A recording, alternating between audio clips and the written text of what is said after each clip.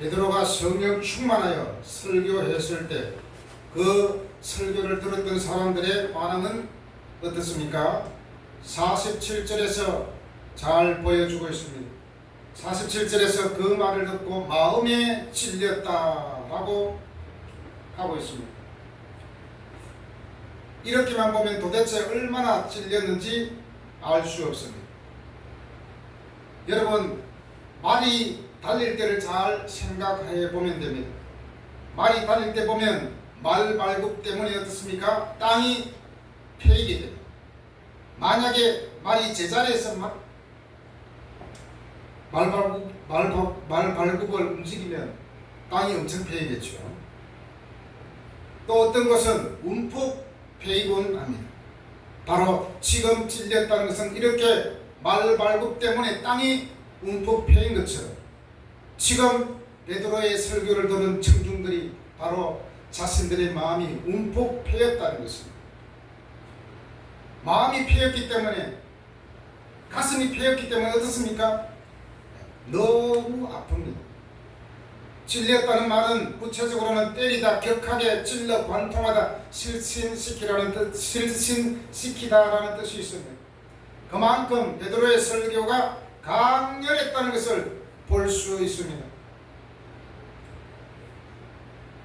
강렬했던 베드로의 설교로 인하여 그들의 양심은 흔들렸습니다. 여러분, 인생은 감동 있는 스토리가 있어야 합니다. 유명한 소설을 통하여, 또한 영화를 통하여, 아니면 공연을 통하여, 그리고 어떤 사람의 연설을 듣고 무언가 감동을 받은 사건이 있을 때 그 사람은 그 감동이 그 사람의 인생을 엄청나게 변화시키고 좌지우지할 수 있습니다. 이보다도 더한 것이 무엇입니까? 무엇보다도 하나님의 말씀을 통하여 충격을 받는 사건이 있어야 합니다. 왜냐하면 하나님의 말씀은 바로 능력이 있기 때문입니다. 히브리서 4장 12절에서 말씀합니다. 하나님의 말씀은 살아있고 활력이 있어 좌우에 날선 어떤 금보다도 예리하다. 너무너무 예리하기 때문에 어떻습니까? 혼과 영과 및 관절과 골수를 찔러 쪼개기까지 하며 또 마음의 생각과 뜻을 판단하나. 하나님, 베드로의 그 말씀을 통하여서 그 사람들의 영혼이 지키워지고 그들의 양심이 가책을 받기 시작합니다. 그러니 그들의 마음이 얼마나 아프겠습니까? 하나님의 말씀으로 그들의 마음이 움푹 패이고 격하게 찔렸을 때 그 아픈 표현을 어떻게 합니까? 형제들아, 우리가 어찌할꼬? 형제들아, 우리가 어찌할꼬라고 지금 베드로와 많은 제자들에게 간청하고 있습니다. 아마도 이렇게 말했을 수도 있습니다. 가슴을 치면서 우리가 어찌할꼬? 라고 했을 것입니다. 그만큼 이들의 마음은 양심의 가책과 죄책감을 느꼈고 그들은 절망과 좌절로 엄청난 충격을 받았던 것입니다. 도대체 어떤 설교를 했길래 마음이 찔렸겠습니까? 유대인들이 이방인을 동원해서 바로 메시아이신 예수 그리스도를 죽였지 않느냐? 바로 그분이 우리가 기다리던 메시아였다는 것을 증언했을 때 거기에 듣던 모든 유대인들과 많은 사람들이 가슴이 찔렸습니다. 이때 베드로는 그들에게 세 가지를 언급합니다. 우리가 어찌하면 좋을꼬 했을 때 베드로가 말한 것 세 가지.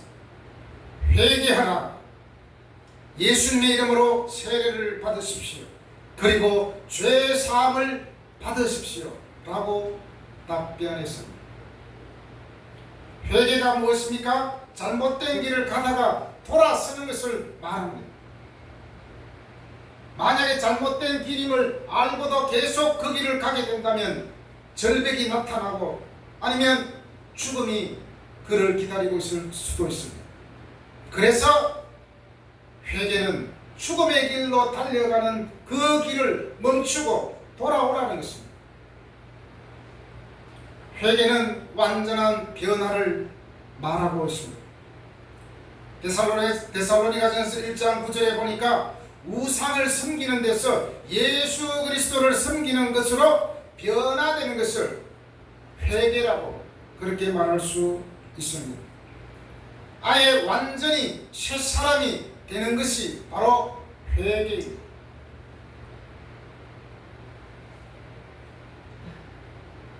그래서 베드로는 설교를 통해서 그들이 잘못된 길을 가고 있고 지옥으로 달려갈 수밖에 없는, 심판대에 설 수밖에 없는 그들을 향하여 회개하라고 외치는 것입니다. 빨리 돌아오라.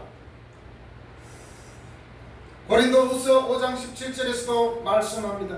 그런즉 누구든지 그리스도 안에 있으면 새로운 피조물이라. 이전 것은 지나갔으니 보라 새 것이 되었고. 죽음의 길로 달려가는 그 길이 끝나고 완전히 새 사람이 되었어요. 새로운 길을 선택하였고 새로운 길을 걷게 되었다는 것이 아니겠습니까?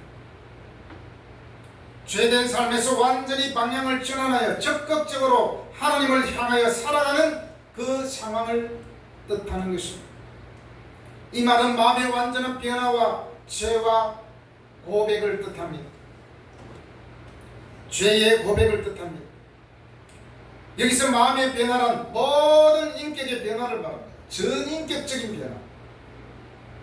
그리고 죄와 불신에서 떠나 그리스도에게로 향하는 그런 인격으로 변화되는 것을 말합니다. 예수님을 하나님의 아들로 인정하고 예수님을 주님으로 인생의 주인으로 바뀌어지는 것이 진정으로 회개하는 것입니다. 진정한 회개 없이는 절대로 예수님을 주님으로 부를 수 없습니다. 사람이 회개가 일어날 때 사소한 죄마저 마음을 찌르게 되거든요.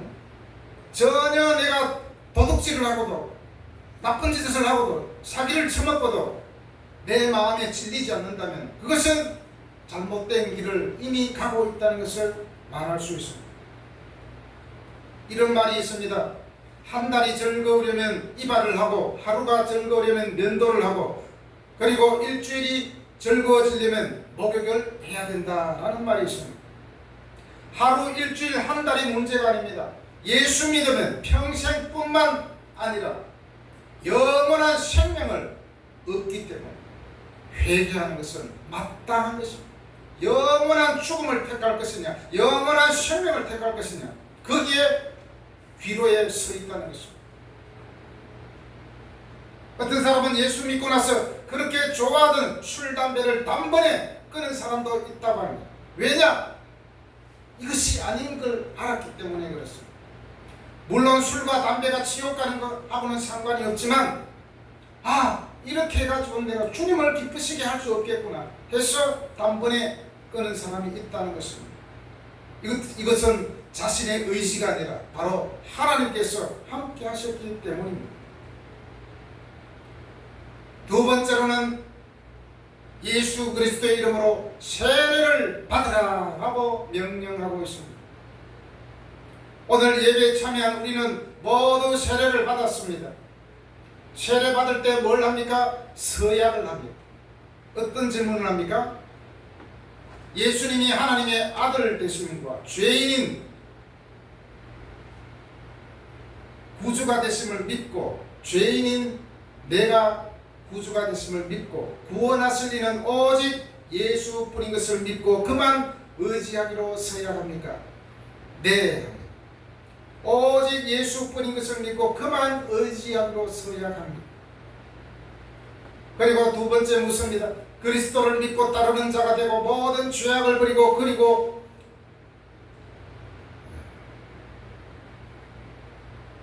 가르침과 본을 따라 살기로 서약합니까? 이런 내용이 있습니다. 베드로가 예수 그리스도의 이름으로 세례를 받으라는 것은 오직 예수님을 의지하고 예수님이 인생의 주인됨을 성도들 앞에서 공포하는 것이겠죠. 이제 너희들은 지금부터는 예수님을 주인으로 섬기기를 너희들이 이제 원해야 됩니다. 그것을 요구하고 있습니다. 세례는 바로 예수님을 의지하고 예수님이 인생의 주인 되심을 모든 성도들 앞에서 공포하는 예식이라 할 수 있습니다. 나는 예수님을 내 인생의 주님으로 삼고 살겠다는 선포식이 바로 세례식입니다. 여러분은 지금도 예수님을 의지하고 예수님이 여러분 인생의 주인 되심을 마음에 담고 있습니다. 한마디로 지금까지는 세상이 주인이었고 세상적인 방법이 주인이었지만 지금부터는 예수님이 너희들의 주인이 될 것이다. 그렇기 때문에 세례를 받으라고 요구하는 것입니다. 그리고 세례를 받고 죄 사함을 받으라라고 명령하고 있습니다. 이 말은 죄 사함을 얻기 위해서 회개하고 세례받는 것이 아니라 진정한 회개와 정당한 세례는 반드시 죄 사함을 동반하게 된다는 것입니다. 바로 예수님께서 나의 죄를 위하여 죽으심을 믿는 것입니다. 예수님께서 나의 죄를 위하여 십자가에 달려셨다는 것을 믿는 것입니다. 지금 마음에 찔린 이 많은 유대인들은 사실 어떤 면에서는 직접 예수님의 죽음에 가담하지 않은 사람들이 대부분일 것입니다. 그런데도 그들은 마음에 찔려서 우리가 어찌할 거라고 했다는 것은 뭡니까? 한마디로 연대감에 의해서 일어나는 일이겠죠. 만약에 한국 사람 중에 누가 대표가 엄청난 죄를 지었어요. 국제사회에 나가서 했을 때 대표는 누군가가 나갔습니다. 분명히 자기는 죄가 짓지 않았지만 내가 대표로 사죄합니다. 이렇게 말하지 않겠습니까? 마치 일본이 전범이 되어 우리나라가 피해를 당한 많은 사람들에게 지금 총리가 사과를 했다. 분명히 본인이 그러지 않았지만 자기 조상들이 그랬기 때문에 그냥 대표로 사과를 하는 거예요. 마치 그것과 같습니다. 비록 우리가 예수님을 죽이는데 함께 가담하지 않았지만 우리가 죽였습니다 라고 시인하는 겁니다. 그래서 우리가 그러면 어찌하면 좋겠느냐 라고 질문을 한 것입니다. 너희가 회개하고 예수 그리스도 이름으로 세례를 받고 죄 사함을 받으라. 그리하면 너희가 성령을 선물로 받을 것이다 라고 결과를 말해주고 있습니다. 회개하여 세례를 받고 죄 사함을 얻으면 바로 성령을 선물로 받게 된다는 것입니다.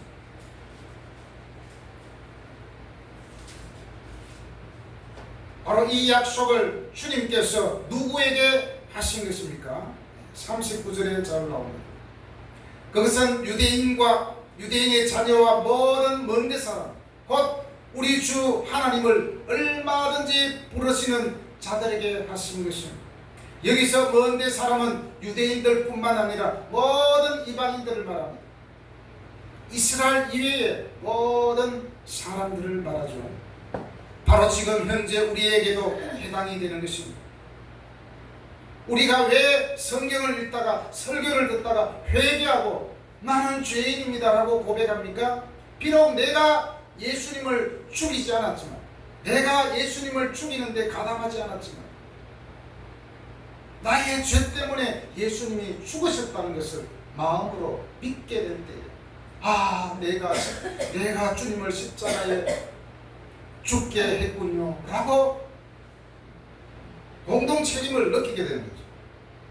죄인임을 인식하게 됩니다. 그래서 예수님이 십자가에 죽으신 것을 생각할 때 우리가 은혜가 되고 내 마음에 감동이 되는 것입니다. 이제 베드로가 설교를 통하여 결론적으로 무리들에게 또 권면합니다. 40절에서 너희가 이 패역한 세대에서 구원을 받으라 라고 말하고 있습니다. 이 패역한 세대에서 구원을 받으라. 지금까지 베드로가 설교한 이유를 결론적으로 말씀하고 있습니다. 패역한 세대에서 구원을 받게 하기 위함이었던 것입니다. 패역한 세대는 무엇을 의미합니까? 예수 그리스도를 거역하면서 십자가에 못 박고서도 끝까지 회개하지 않는 이스라엘 백성들을 가르치는 말씀입니다. 이들은 하나님의 심판을 면할 수 없었습니다. 비록 그들은 가담자에 불과해 가담하진 않았지만 그들도 심판을 비껴갈 수 없었습니다.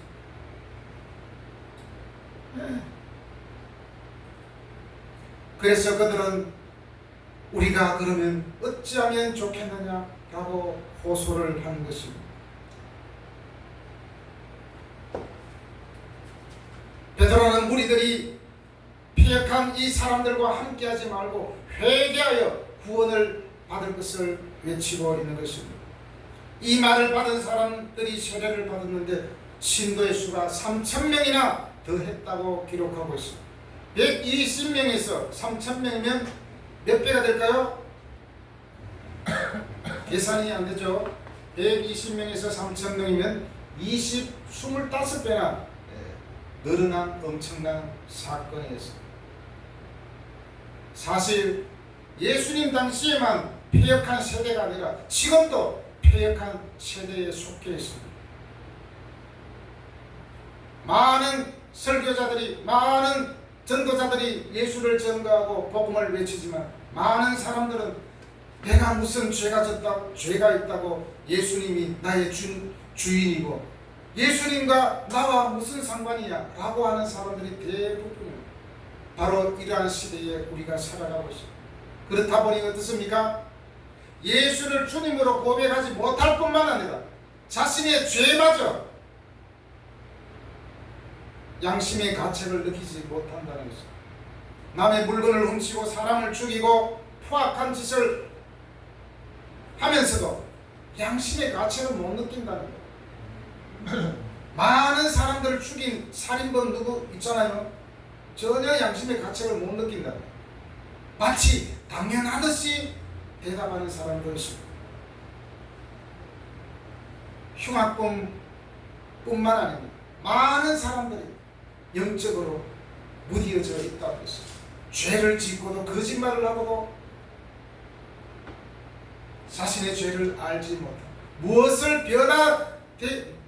변화해야 될지, 무엇을 위하여 회개해야 될지 아무것도 모르는 사람들이 얼마나 많이 있습니다.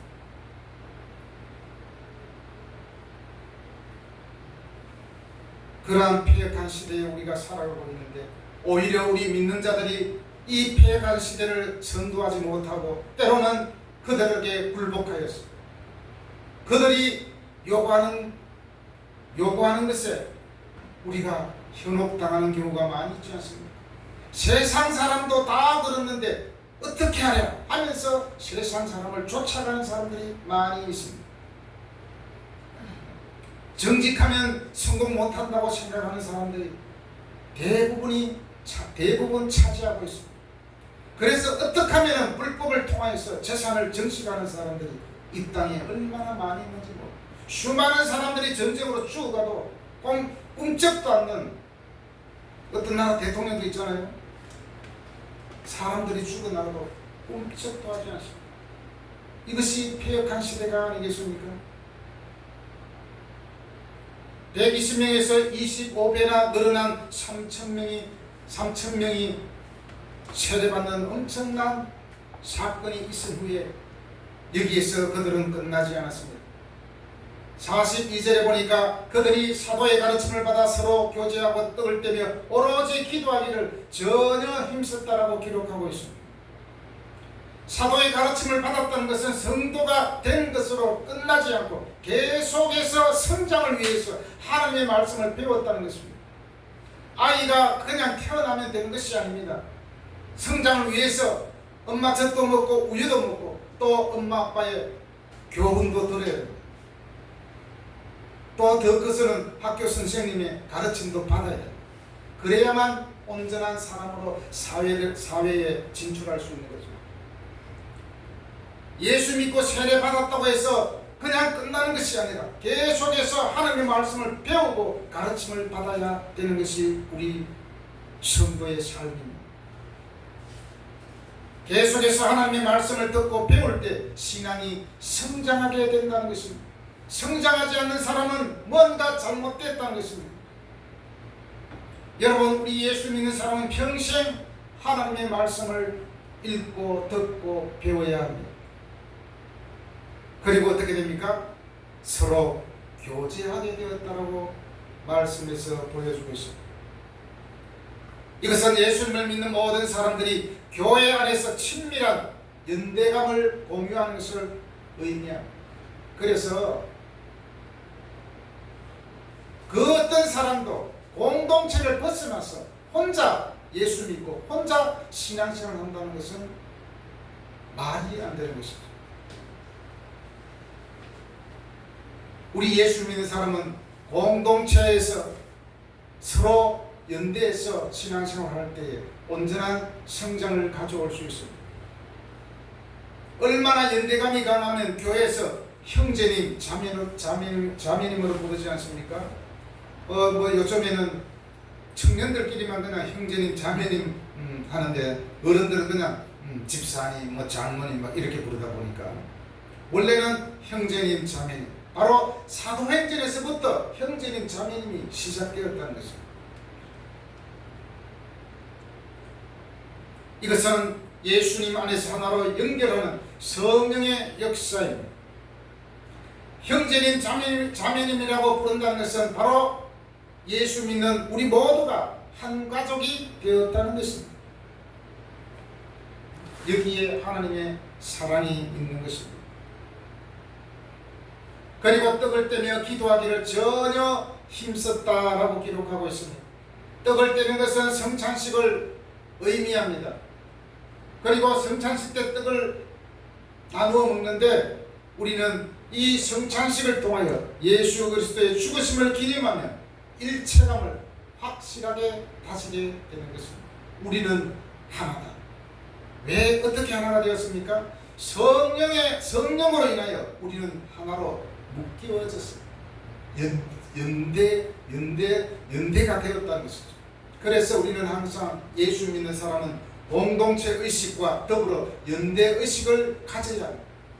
그래서 교회 안에 어떤 성도가 아프다든지 또 어려움을 당했을 때 같이 기도하고 때로는 물질을 서로 나누어 주는 것이 바로 교회의 본질이라는 것을 사도행전을 통해서 볼 수 있습니다.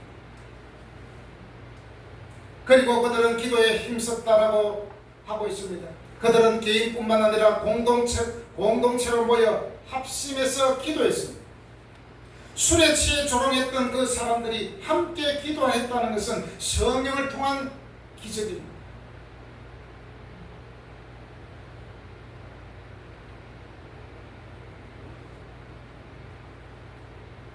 세상은 예전에 이런 말이 있었잖아요. 술 권하는 사회. 술을 마시지 않으면 살 수가 없어요. 막 스트레스 때문에. 어제 TV에 보니까 술 한 잔만 먹어도 이게 뇌로 전달돼가지고 뇌가 죽어간대요. 술을 마시면. 그러니까 만약에 술 취할 정도로 마시게 될 때 어떻게 됩니까? 뇌가 썩어가는 거죠. 대신에 성령에 취했을 때 어떻게 됩니까? 뇌가 썩는 것이 아니라 전혀 새로운 존재로 태어나게 되는 것입니다. 육신은 쇠퇴하나 영혼은 날로 새로워지는 역사가 바로 성령에 취했을 때 가능한 것입니다. 다음으로 그들은 45절에서 물건을 서로 통용하고 재산을 팔아 각 사람의 필요를 따라 나누어 주었다고 기록하고 있습니다. 저들의 변화된 삶을 볼 수 있습니다. 지금까지는 자기 것만 보였습니다. 내 것만 바라보고 보였는데 이제는 내 것이 아니라 나누어주는, 이게 하나님의 것임을 인식하게 된 것입니다. 그래서 어려운 사람을 보면 그냥 나누어주고 싶은 거예요. 그들은 변화됐다는 것입니다. 율법에 의해서 사람들을 정죄하고 조롱하던 그런 사람들이 이제는 사랑으로 자기 재산을 팔아서 가난한 자들에게 나누어주는 그런 삶의 모습으로 바뀌게 된 것을 볼 수 있습니다. 지금까지는 자기 것만 보였고 뿐만 아니라 남의 것도 빼앗으려는 그런 마음이었잖아요. 이것은 자발적으로 생기게 된 성령이 주신 마음인 줄로 믿습니다. 물론 교회사를 통해서 보면 이때 한시적으로 이러한 삶을 살았지만 나중에는 중단되었습니다. 이제 계속해서 사람이 많이 늘어나고 여러 가지 상황으로 인해서 이렇게 할 수가 없었겠죠. 사실 요즘에도 마음만 먹으면 이런 것을 교회 안에서 재현할 수 있다고 봅니다. 교회가 아니더라도 세상에서는 하는 경우가 있거든요. 우리가 잘 아는 아나바다 알죠? 아끼고 나누어 쓰고 바꾸어 쓰고 다시 쓰다라는 줄임말이잖아요. 이 아나바다는 안 쓰던 것을 서로 나누고 그래서 할 때에 기후도 살리게 되고 여러 가지로 좋은 것 같습니다. 교회에서도 얼마든지 이러한 것은 가능하지 않겠습니까? 물론 성경에서 말하는 것하고는 조금 다른 면도 있지만 앞으로 우리 교회도 이런 것 한번 해봤으면 좋겠습니다. 이렇게 될 때 저는 그래서 사도행전 오늘 2장 37절 42절 설교를 준비하면서 이런 것을 봤습니다. 물론 지금까지도 알았지만 새삼 느껴졌습니다. 전도 방법이 바로 사도행전에 있구나. 회개하고 세례받고 죄사함을 받은 사람들이 그 마음이 변화되었어요. 자기 것을 나누어주고 함께하는 그 마음이 있을 때 47절에서 뭐라고 했습니까? 구원받은 사람을 날마다 더하게 하시니라 그랬어요.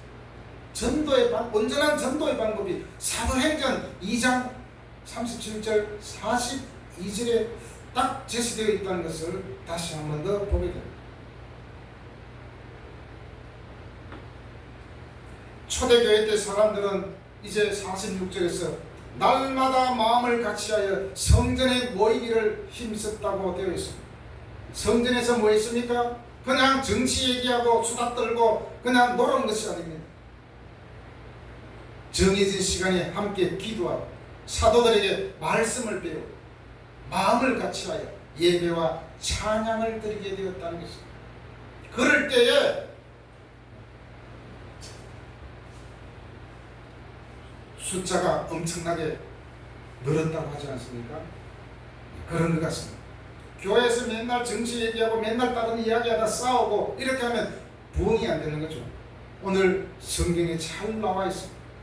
구원받은 사람이 날마다 더하게 하셨다. 이것이 정말 좋은 전도의 모델인 것 같습니다. 교회가 선한 영향력을 미치기 시작했습니다.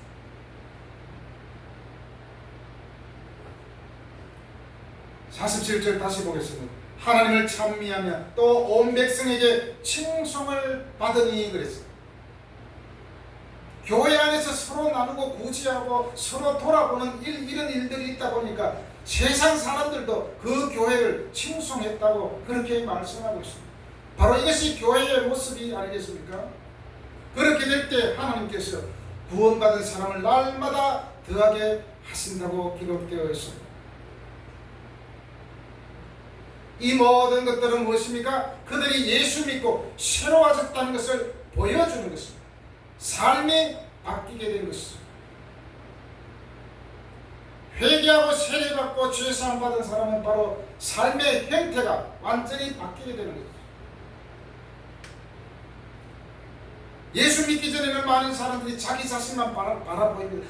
내가 힘들면 내만 보이고 내만 힘들어 죽겠고 남이 힘든 건 전혀 보이지 않습니다. 그러나 예수 믿은 뒤에는 내 모습만 보이는 것이 아니라 힘들어하는 형제도 보이고 힘들어하는 이웃도 보이고 남의 인생이 내 눈에 들어오게 되는 것입니다. 불쌍히 여기는 마음이 생기게 됩니다. 바로 이것이 예수 믿는 사람들의 모습이 아니겠습니까?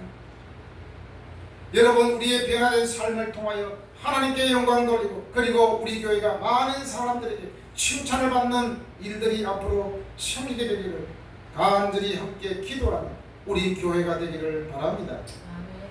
기도하겠습니다. 하나님 아버지 감사합니다. 사도행전 2장 37절 42절을 통하여서 교회가